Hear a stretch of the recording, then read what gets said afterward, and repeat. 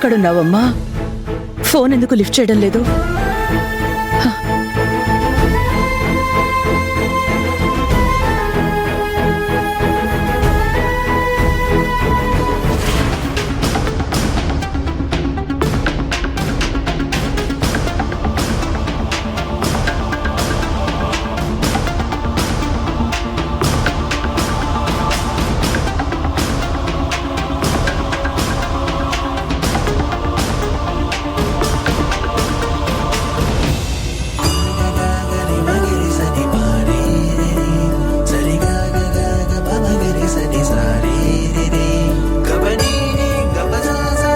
శ్రావ్య first నుంచి ఏదైనా కావాలని పట్టుబట్టిందంటే అది సాధించేదాకా నిద్రపోదు.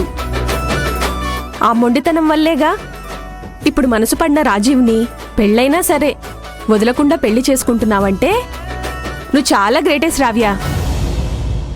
నాకు ఓటమి నచ్చదు, అస్సలు భరించలేను. అందుకే నా లైఫ్లో నేనెప్పుడు ఓడిపోలేదు. ఓడిపోనన్న నమ్మకమే నాకన్నిట్లో గెలుపునిస్తుంది.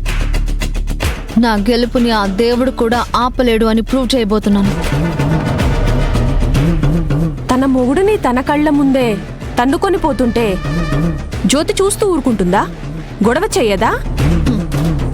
జ్యోతి తన స్థాయిని మించి అత్యాశతో రాజీవ్ని దక్కించుకుందాం అనుకుంది. దాని పాచికలు పారనివ్వకుండా నేను ప్రేమించిన రాజీవ్ని గెలుచుకున్నాను.